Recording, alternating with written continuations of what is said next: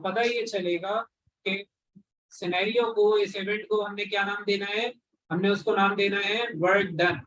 तो work done जो है बेसिकली ये, क्योंकि सम सॉर्ट ऑफ एनर्जी ही ले रहा है आपसे, तो इसका ऐसा यूनिट एनर्जी जैसा ही रहेगा, विच इज जूल्स। और दूसरा ऐसा यूनिट होता है न्यूटन मीटर। अब ऐसा यूनिट बनाना भी बहुत आसान है। ऐसा यूनिट बनाने के लिए आप क्या करोगे, फॉर्मूला के पास जाओगे और फॉर्मूला से कहोगे कि भाई फोर्स, भाई आप पहले लिखे हुए आप अपनी क्वांटिटी या ऐसा यूनिट बताएं। तो फोर्स ने बताया मेरा ऐसा यूनिट है न्यूटन। फिर हम उठे और गए डिस्टेंस भाई के पास। डिस्टेंस भाई ने कहा कि मेरा ऐसा यूनिट है मीटर। तो आपने जिस सीक्वेंस में क्वांटिटीज लिखी हुई थी उसी सीक्वेंस में ऐसा यूनिट बना दिया। This is how you could generate ऐसा यूनिट। लेकिन अगेन ये चाइना का ऐसा यूनिट है और ये एग्जामिनर को पसंद नहीं आता। तो जो एक्चुअल ऐसा यूनिट है वो जूल्स ही रहेगा, आप जूल्स ही यूज करेंगे। लेकिन न्यूटन मीटर भी अगर यूज कर लेते हैं तो टेंशन नहीं है, मार्क्स मिल जाएंगे। नाउ मूविंग फॉरवर्ड, इसका फॉर्मूला होता है work done is equal to force times distance. अब आ जाते हैं जरा इसकी की कॉन्सेप्ट के ऊपर कि वर्क डन अगर हो रहा है तो वो किस सिनेरियो में हो रहा है, और अगर वर्क डन परफॉर्म नहीं हो रहा, even if we are applying some force और वर्क डन नहीं हो रहा, तो उसका क्या सिनेरियो है, क्यों है ऐसा।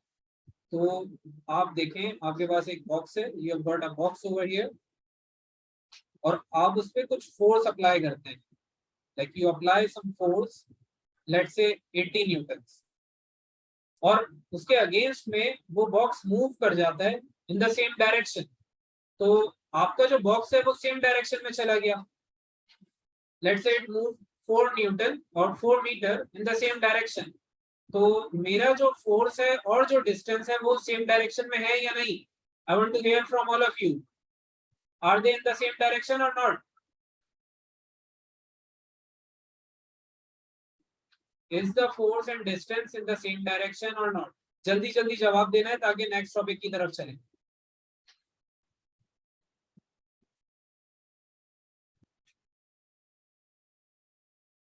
Same direction, very good. तो मेरे पास जो फोर्स है वो अब आ गई है let's say 70 newton, but in this particular case the distance is going downwards, let's say 3 metres. तो अब जो डायरेक्शन है वो सेम है या different? If you can see what's like the direction, is it same or different? All of you, everyone has to respond, वरना physics सुला देती है। I have been repeating it continuously. Physics सुला देगी आपको अगर आप अटेंटिव नहीं रहेंगे, if you don't interact in the class chat, तो फिर फिजिक्स जो है आपको नींद में ले जाएगी। तो बेसिकली आपके पास जो फोर्स और डिस्टेंस है दे आर डिफरेंट, इनका जो डायरेक्शन है वो डिफरेंट है। तो पता ये चला कि जब भी कभी मेरे पास फोर्स और डिस्टेंस का डायरेक्शन सेम हो जाएगा तो work done will exist, let's say 18 joules. कुछ भी वैल्यू हो सकती है but it will exist, at least ये कंफर्म है। But in case if the directions are not same तो क्या होगा, आपका जो वर्क डन है वो नॉन एग्जिस्टेंट हो जाएगा। The work done would be considered as 0। तो अब आ जाते हैं जरा एक क्वेश्चन पे। A girl was lifting a pouch with a force of 20 Newton and she was moving in the forward direction. She traveled a distance of 3 meters. अब मुझे जल्दी से ये बताएं कि आपने कुछ वर्क डन परफॉर्म किया है यहाँ पे या नहीं। Have you done some work or not?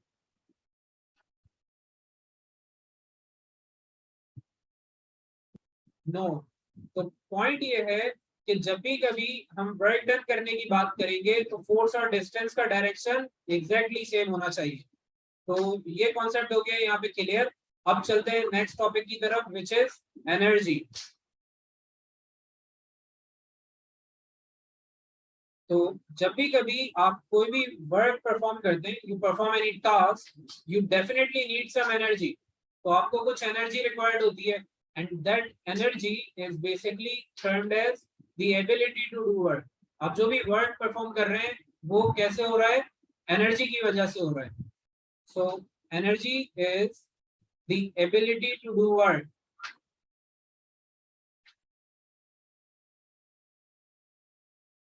Now the point here is कि एनर्जी क्योंकि हम वर्क के लिए यूज कर रहे हैं, तो एनर्जी का ऐसा यूनिट क्या होगा, तो एनर्जी क्योंकि वर्क परफॉर्म करवा रही है तो उसका ऐसा यूनिट भी वर्क वाला ही होगा, which is joules.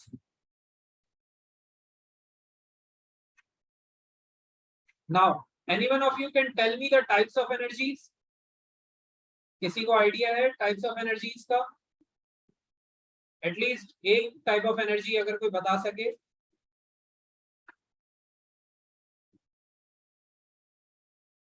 Yes, we have kinetic energy.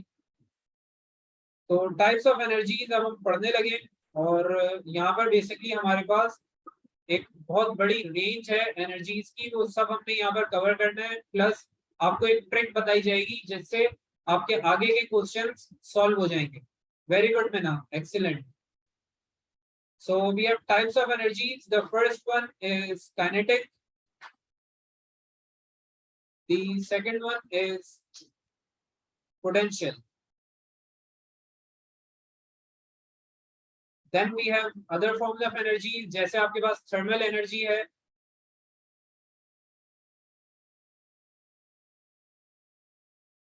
and you have got sound energy, electrical,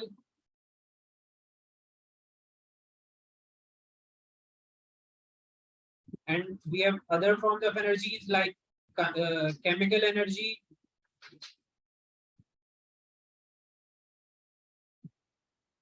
and the last one to be considered is nuclear. अब आ जाते हैं जरा फर्स्ट फॉर्म ऑफ एनर्जी पे जो हमने लिखी है, विच इज काइनेटिक एनर्जी। अब काइनेटिक एनर्जी क्या है, मैंने काइनेमेटिक्स का चैप्टर पढ़ाते हुए आपको एक नाम के बारे में एक कॉन्सेप्ट बताया था कि जब भी कभी कोई चीज मूव कर रही होती है तो उसके लिए हम क्या टर्म यूज करते हैं, काइन, KINE। तो काइन जो है वो रिप्रेजेंट करता है मोशन को। whenever anything is moving we would term it with the name of kine. Kine के साथ उसका नाम रखा जाएगा, जैसे काइनेमेटिक्स हो गया, काइनेटिक हो गया। तो जब भी कभी कोई ऑब्जेक्ट मूव कर रहा है उसके लिए क्या टर्म यूज की जाती है, काइन। सो काइन और kinetic energy is basically the energy present in moving bodies, present in moving bodies. And over here the very important point to be noted is कि काइनेटिक एनर्जी क्योंकि movement के ऊपर है तो ये दो फैक्टर्स पे डिपेंड करती है। It depends on the mass of the moving body as well as its speed. तो काइनेटिक एनर्जी का हमारे पास फॉर्मूला होता है 1/2 mv²। The formula is 1/2 mv²। और अगर हम काइनेटिक एनर्जी की बात करें कि हमें रियल लाइफ में किन जगहों पर किन चीजों में नजर आएगी, so we can see kinetic energy in turbine और इन रनिंग बॉय और in anything which is moving. Turbine और रनिंग बॉय की एग्जांपल लिखना यहाँ पर इसलिए जरूरी है क्योंकि टरबाइन और रनिंग बॉय से रिलेटेड ट्रांसफर ऑफ एनर्जी के क्वेश्चंस आते हैं हमारे पास पेपर्स में, जिनको law of conservation of energy से रिलेट किया जाता है। वो क्वेश्चन जब आगे देखेंगे तो आई एम श्योर कि आप लोग मुझे दुआ देंगे, क्योंकि ये जो एग्जांपल्स मैं यहाँ पे लिखवा रहा हूँ वही एग्जैक्ट एग्जांपल्स वहां पर यूज होनी है। अब आ जाते हैं पोटेंशियल की तरफ। तो पोटेंशियल एनर्जी जो है वो थोड़ी एक कह लेंगे इसके नखरे ज्यादा थे, और इसने कहा कि भाई मुझे आप दो अलग फॉर्म्स में डिफाइन करें। तो हमने कहा ठीक है, कोई इशू नहीं है। तो आपके पास दो फॉर्म्स में आती है पोटेंशियल, एक है ग्रेविटेशनल पोटेंशियल और दूसरी है elastic potential. So elastic potential is not commonly referred to, लेकिन जो भी आप पोटेंशियल एनर्जी के क्वेश्चंस करते हैं वो ग्रेविटेशनल पोटेंशियल एनर्जी होती है। तो जितने भी क्वेश्चंस आपको नजर आते हैं पास्ट पेपर्स में न्यूमेरिकल की फॉर्म में, वो सब ग्रेविटेशनल पोटेंशियल एनर्जी के क्वेश्चंस होते हैं majorly. Now if we talk about the elastic energy, it is present in elastic bodies. तो ये इलास्टिक बॉडीज में होगी, जैसे कि रबर हो गया, प्लास्टिक हो गया या अदर फॉर्म्स। लेकिन एक चीज जो आपने याद रखनी है वो ये कि दोनों ही forms of potential stored energies होती है। इलास्टिक पोटेंशियल हो या ग्रेविटेशनल पोटेंशियल हो, ये दोनों ही स्टोर्ड एनर्जीज को रिप्रेजेंट कर रही होती है। So potential is basically a form of stored energy.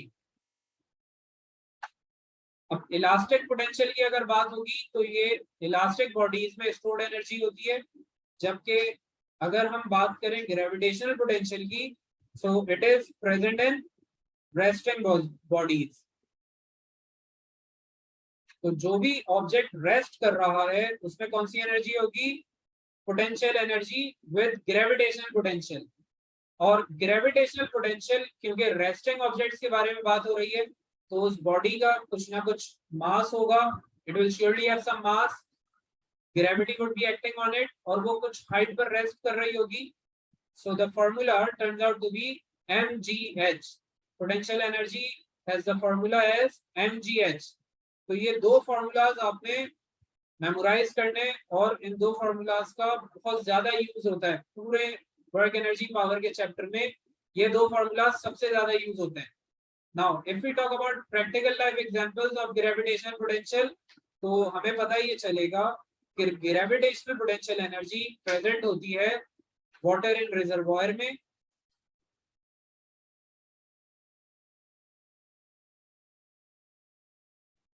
And resting bodies. अब कोई भी रेस्टिंग ऑब्जेक्ट जब रेस्ट कर रहा है तो उसमें कौन सी एनर्जी कहलाएगी? Gravitational potential energy. Now moving further, we have thermal energy with us. तो थर्मल एनर्जी में बेसिकली आपको, क्योंकि नाम से ही पता चल रहा है it's thermal, so it's related to heat.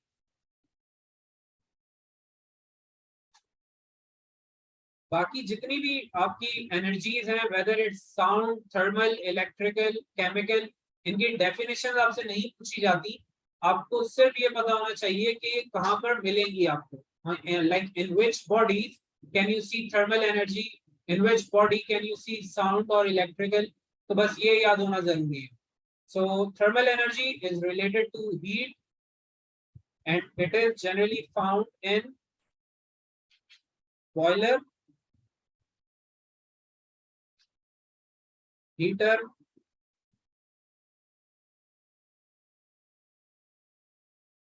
and core of earth।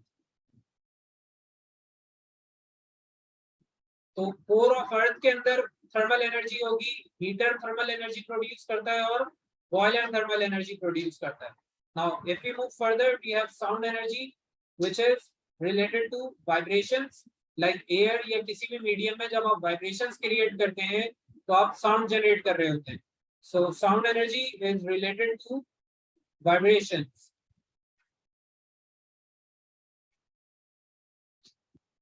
And it is basically found in speakers and vocal cords। तो आप जब मेरी आवाज सुन रहे हैं, so I am basically producing sound by my vocal cords। तो मेरे like mouth के अंदर I've got vocal cords fitted which are creating some vibration। So sound energy can be heard from speakers or vocal cords। Then the next one is electrical, which is related to movement of charge। जितनी भी descriptions में यहाँ लिख रहा हूँ वो important नहीं है, अगर आपको समझ आती है ठीक है, वरना आप स्किप कर दें, क्योंकि ये हमारे सिलेबस का पार्ट नहीं है इस पॉइंट पर कि हमें इनकी डेफिनेशन याद हो। So electrical is related to movement of charge, and the most common example of objects having electrical is basically a generator or turbine or a circuit। तो ये कुछ प्रैक्टिकल लाइफ एग्जांपल्स हैं आपके पास इलेक्ट्रिकल एनर्जी की। अब आगे चलते हैं केमिकल एनर्जी की तरफ। तो chemical energy is basically related to chemicals and it could be found in different chemical related bodies. Like आपकी जो ह्यूमन बॉडी है, it has consumed a lot of food. तो वो फूड जो है वो बेसिकली न्यूट्रिएंट्स और केमिकल्स पर बेस्ड होता है.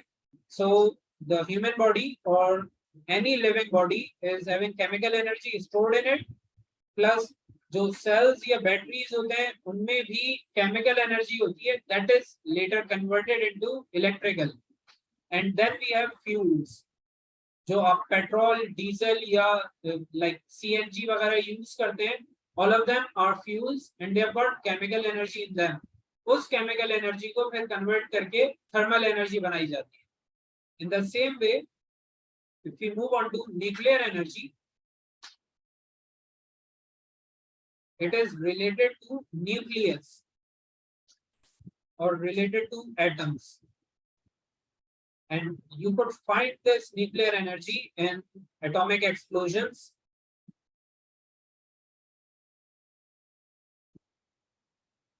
Or maybe sun or any form of star. Like all the stars are having nuclear energy, plus जो आपके atomic explosions हैं वहाँ पे भी nuclear energy use होती है और nuclear reactors में भी nuclear energy use होती है. अब आ जाते हैं जरा इनकी importance पे. तो आपके पास जहाँ तक nuclear energy है ये important नहीं है, plus the sound energy is not important as well. तो आपको डेफिनेटली याद करना है, you need to be aware of the concepts of them. लेकिन इनकी जो एग्जांपल्स हैं यहाँ पर इस चैप्टर में वो इम्पोर्टेंट नहीं है, even though they are part of our syllabus. तो अब आगे चलते हैं. आगे आपके पास हैं types of energy, like forms of energies कह लें. तो फॉर्म्स ऑफ एनर्जीज आपने ज्योग्राफी में पढ़ा होगा, I am sure. We have two forms of energies. The first one is renewable and the second one is non-renewable. So can any one of you tell me renewable energies कौन सी होती हैं? Alina and Aliza, आप लोग भी definitions बताएं. What is basically a renewable energy? सबने make sure करना है कि that all of you are participating in the chat. जल्दी से मुझे बताएं रिन्यूएबल एनर्जीज क्या होती है. Exactly, they can be used again.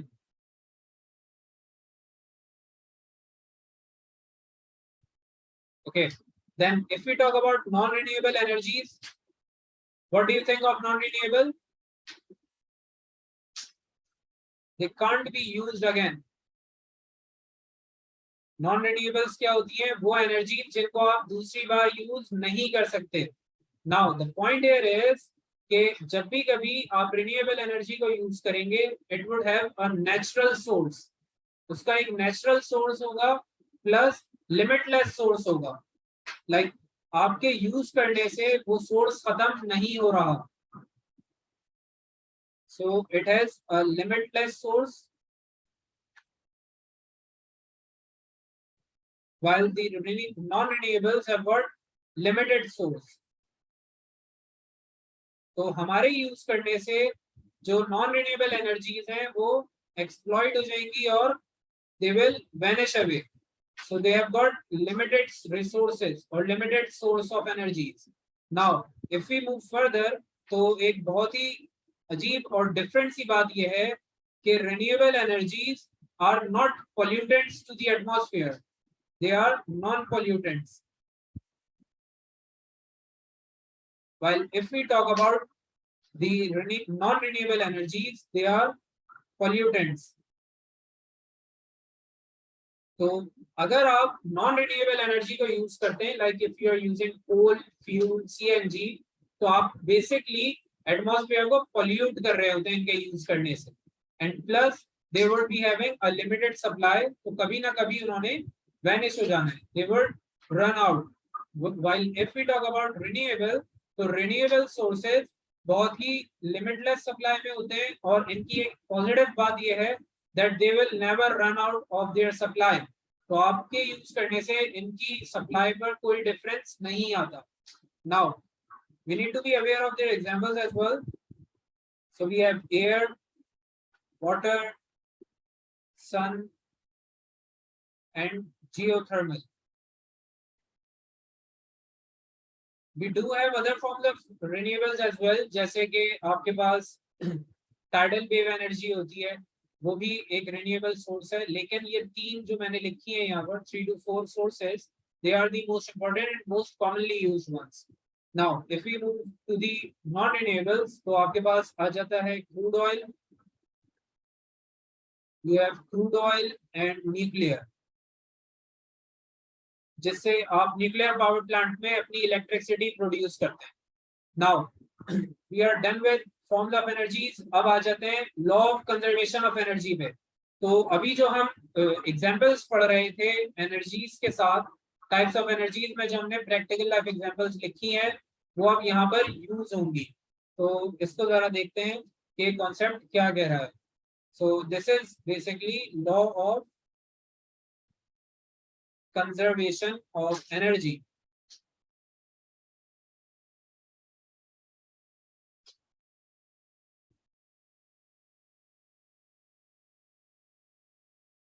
Does any one of you has any idea about law of conservation of energy?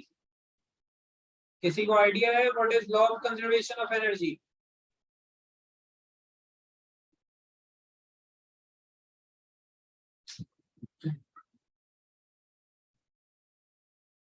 Okay, तो law of conservation of energy क्या कहता है? It says that energy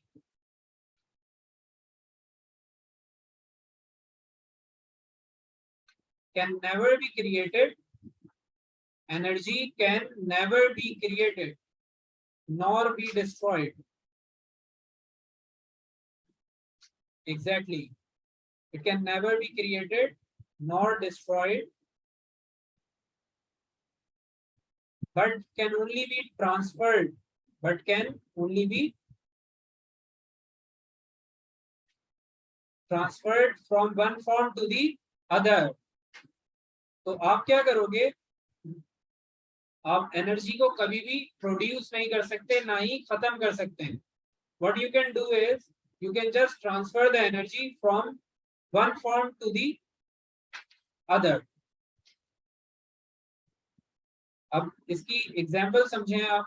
like if you are talking about a plant, तो आपके पास एक plant है, ये बहुत ही खौफनाक सा प्लांट बन गया है, लेकिन खैर we'll consider this to be a plant. Now this plant is basically taking sunlight, तो ये heat taken करता है, takes in the heat and creates food for itself.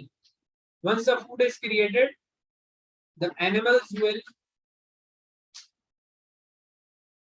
अच्छा अब ये बहुत ही खतरनाक सा एनिमल भी बन गया। अब इस एनिमल ने बेसिकली प्लांट को कंज्यूम कर लिया है। Now the animal is then being consumed by a person. अच्छा अब ये क्योंकि एनिमल जो है वो रेड लग रहा है, तो पर्सन को हम कंसीडर कर लेते हैं टू बी अ चाइनीज, क्योंकि the red could only be consumed by a Chinese. तो हमारे पास जो एनर्जी थी वो हीट से आई, पहले सन से हीट की फॉर्म में प्लांट में, then the plant transferred its energy into the animal, और फिर एनिमल से एनर्जी ट्रांसमिट हो गई है ह्यूमन बीइंग में, and then human being performs some different task, like let's say he runs a tractor to plant the trees again. तो आप देखें पूरी एक साइकिल है। The heat was being absorbed by the plant, plant was consumed by the animal, animal was consumed by human being, human being used this some form of energy to plant the tree again, yeah, to plant the seed again. तो basically आपकी जो पूरी cycle है वो consume हो गई है और कंप्लीट हो गई है। But the point here is कि कुछ फॉर्म्स ऑफ एनर्जी वेस्ट भी हो जाती है। Like he would surely be wasting some heat, he would be probably speaking, तो उसमें भी एनर्जी जाया होती है। He would be running somewhere as well, तो he is dissipating his energy into different forms as well, लेकिन उसका कुछ पार्ट वापस साइकिल में आ रहा है, बाकी पार्ट जो है वो एयर में वैनिश हो जाता है। It is being consumed by the air और द एटमॉस्फेयर। तो law of conservation of energy बस यही समझा रहा है कि आप कभी भी एनर्जी को प्रोड्यूस नहीं कर सकते, आप सिर्फ उसे कन्वर्ट करते रहते हैं और वो अपनी साइकिल में चलती रहती है। Now related to this law of conservation of energy, we have different questions from our examiner. तो एग्जामिनर भाई ये कहते हैं कि भाई हमारे पास एक हाइड्रो इलेक्ट्रिक पावर प्लांट है. So we have a hydroelectric power plant, and in this power plant we make electricity by water. तो जरा इसकी कंजर्वेशन या ट्रांसमिशन ऑफ एनर्जी की एक एनर्जी प्रोफाइल डायग्राम बना दें. तो एनर्जी कन्वर्जन या एनर्जी ट्रांसमिशन के लिए आपको सबसे पहले कंपोनेंट्स दिए जाते हैं. तो इस पावर प्लांट के अंदर सबसे पहले होता है रिजर्वायर, जिसे आप डैम कहते हैं. वहां से जो वाटर है it is been splashed onto turbine, और फिर टरबाइन मूव करके अपनी एनर्जी से जनरेटर को चलाती है. So basically you are having the reservoir with water which is splashing water onto the turbine, and the turbine makes the generator to move.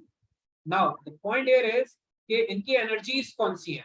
तो आपने टेंशन नहीं लेनी है, आपने रिजर्वायर, टरबाइन और जनरेटर को सर्च करना है अपनी ऊपर वाली लिस्ट में. तो वापस आ जाते हैं जरा लिस्ट की तरफ.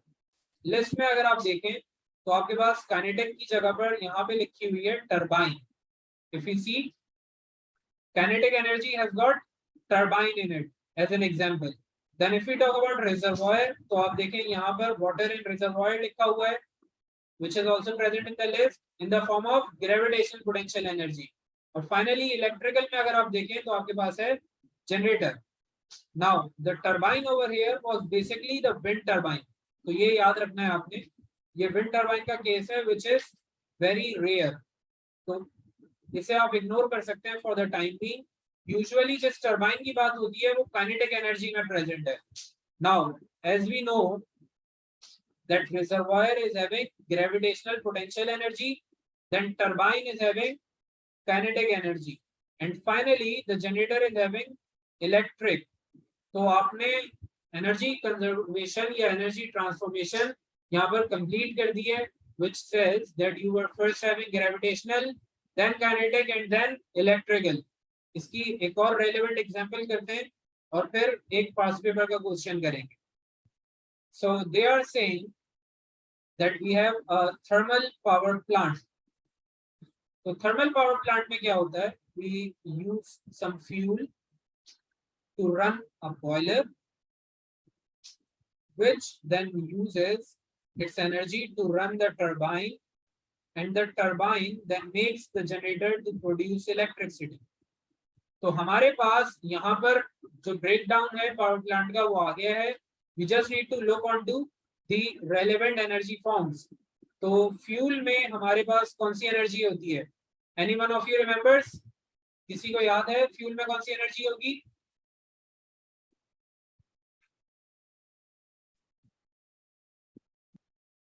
Chemical, very good. So we have chemical energy in fuel. अब आ जाते हैं बॉयलर की तरफ. Does anyone of you has any idea boiler में कौन सी एनर्जी होगी? Which energy would be present in boiler? Heat or thermal. Then we have turbine. So which form of energy would be present in turbine?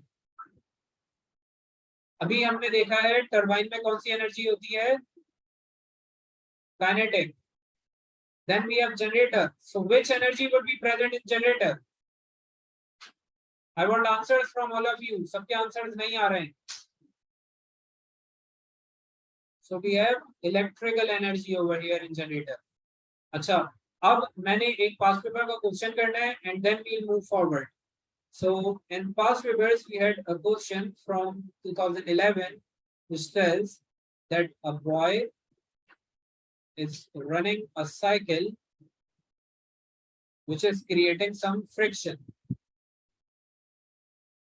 So we just need to add up the forms of energies present in each state. So the boy is basically a human being. He is a living body.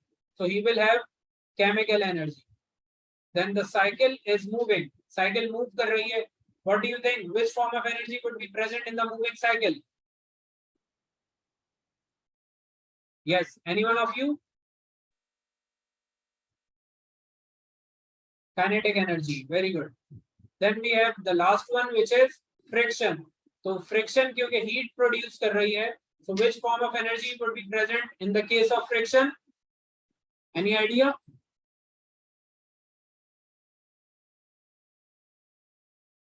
Thermal, very good.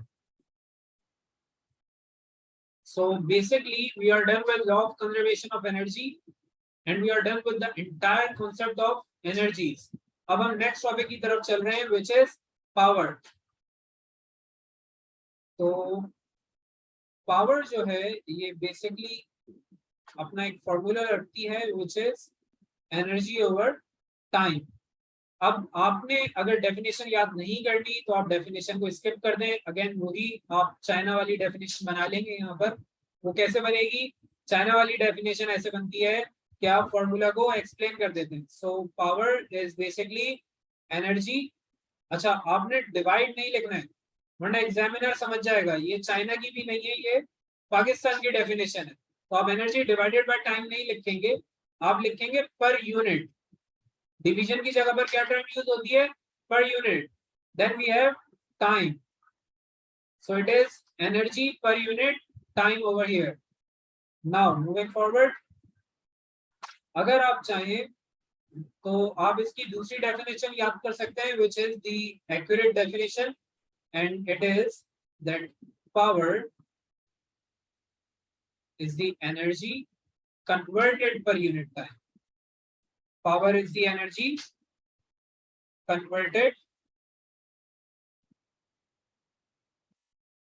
per unit time. तो आप basically जितनी भी energy convert कर रहे हैं या आप जितनी भी एनर्जी यूज कर रहे हैं इन अ पर्टिकुलर इवेंट, कोई टास्क परफॉर्म करने के लिए, उस सारी एनर्जी को आप जब टाइम से डिवाइड करते हैं तो वो पावर बन जाती है. मतलब ये हुआ कि मैंने एक पर्टिकुलर टाइम पीरियड में कितनी एनर्जी यूज कर ली, उसे मैं क्या कहूंगा? पावर कहूंगा. इज इट परफेक्टली क्लियर या इसमें कोई क्यूरी है? So I shall explain this again. Is it perfectly clear to all of you? सबने कंफर्म करना है जल्दी. Okay. So now moving forward, power का ऐसा यूनिट भी है हमारे पास. ऐसा यूनिट भी हम चाइना वाला बना सकते हैं और एक एक्चुअल ऐसा यूनिट भी है हमारे पास. तो पहले हम अपना बनाया हुआ ऐसा यूनिट देख लेते हैं, which is joules per second. So it is joules per second या joules upon second, ऐसे लिख सकते हैं आप. Now the actual SI unit of power is different. Can any one of you tell me what is the SI unit of power? किसी को idea है? What is the SI unit of power? Any one of you? Watts. Represented by a capital W. तो capital W से इसे represent करते हैं या आप जूल्स पर सेकंड भी यूज कर सकते हैं. Whatever is convenient for you. उस टाइम पे जो भी याद आ जाए यूज कर लीजिएगा, कोई टेंशन नहीं है. Now if you talk about the formula, तो फॉर्मूला में थोड़े से इश्यूज हैं यहाँ पे. अब मसला ये आ जाता है कि पावर हमने समझ लिया कि एनर्जी अपॉन टाइम है, लेकिन हमने एक चीज और पढ़ी थी कि एनर्जी वर्क डन के बराबर भी होती है. So energy is also considered as work done. तो पावर को भी हम work done upon time consider कर सकते हैं. अब यहीं पे एक मसला और आ गया. अब प्रॉब्लम क्या आ गई? प्रॉब्लम ये आ गई कि मेरे पास एनर्जी की डिफरेंट फॉर्म्स थी. Kinetic energy, potential, chemical. तो वहां पर मैंने दो फॉर्मूलाज और पढ़े थे. तो वो फॉर्मूलाज यूज हो सकते हैं यहाँ पे या नहीं? तो बिल्कुल वो फॉर्मूलाज भी यूज हो सकते हैं, उनका भी आइडिया आपने रखना है. आप क्या करोगे? आप पहले एनर्जी फिगर आउट करोगे by using the formula whatever the energy is. Like kinetic है तो 1/2 mp² यूज करेंगे, और अगर पोटेंशियल है तो mgh यूज करेंगे. Once you are done with using the formula, आप एनर्जी निकाल चुके हैं, उसे फिर डिवाइड कर देंगे विद टाइम. तो पावर जो है वो दोनों एनर्जीज के फॉर्मूलाज को कंसीडर कर सकती है. So we can use each one of these formulas. चार फॉर्मूलाज मैंने आपको लिखवाए हैं. The most important one is energy upon time. बाकी तीन फॉर्मूलाज भी आपको आइडिया होना चाहिए, यूज हो सकते हैं, but they are not that often. Now moving forward, एक प्रॉब्लम यहाँ पर आ जाती है टाइम के साथ और एनर्जी के एसआई यूनिट के साथ. अक्सर होता ऐसे है कि वो जब आपको क्वेश्चन देंगे तो लेट से इन्होंने कहा that Ahmad used 1500 joules in 2 hours. Find his power. Now if you see, we have a very big problem with our SI unit. यहाँ पर आप देखें, आपका जो एनर्जी का फॉर्म है दैट इज इन जूल्स, लेकिन टाइम आपको गिवन है आवर्स में.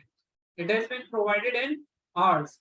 Now if you consider this, तो ये जो आपका एसआई यूनिट था वो डिफर कर जाएगा.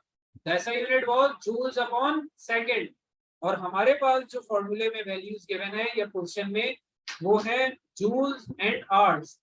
तो मैंने क्या करना है, मैंने ये मेक श्योर करना है that I am converting hours into seconds. हम hours को कन्वर्ट करेंगे सेकंड्स में. 1 hour has got 3600 seconds. अब आप में से कोई जल्दी से मुझे बताए 2 hours में कितने सेकंड्स होंगे? How many seconds will we have in 2 hours? Quickly all of you. वक्त कम है, मुकाबला सख्त है भाई, मेहनत करें, जल्दी से हाथ चलाएं. How many seconds do we have in 2 hours?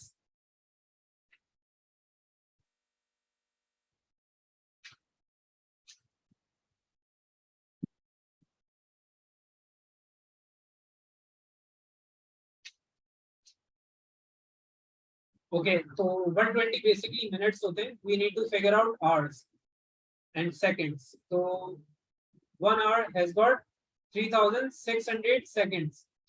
Okay, Amna, the answer is 7200. 72,000 नहीं है, it's 7200 because 1 hour has 3600 seconds. तो कैलकुलेशंस के वक्त आपने ये मेक श्योर करना है कि आपकी जो वैल्यूज हैं वो आप परफेक्टली यूज कर रहे हो. You are not using the wrong values. Now moving forward, we have got the time as 7200 seconds and the energy has been provided as 1500 joules. अब आपने जो है वो पावर का फॉर्मूला यहाँ पर यूज करना है which is energy over time. The energy has been provided as 1500 while the time has been given as 7200 seconds. अब इसको जल्दी से डिवाइड करें और मुझे पावर की वैल्यू बताएं. So what is going to be the answer for power?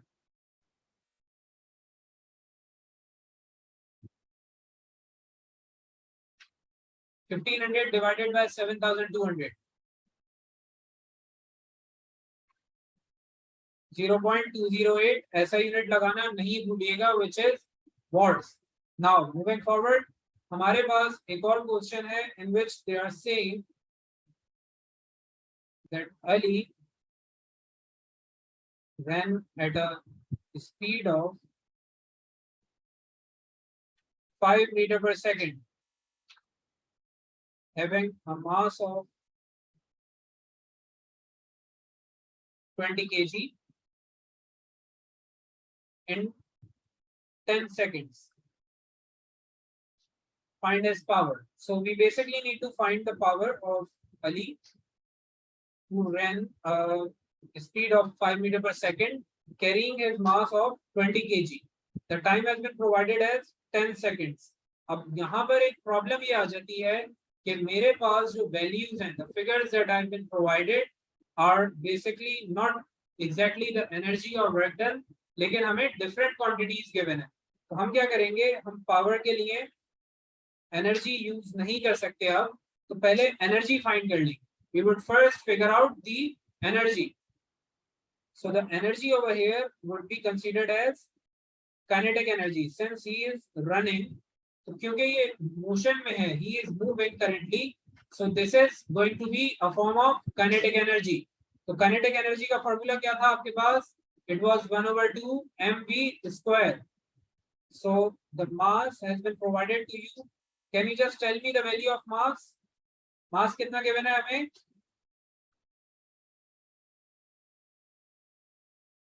Yes, what is the value of mass? It's 20. Then what is the speed? Speed कितनी given है?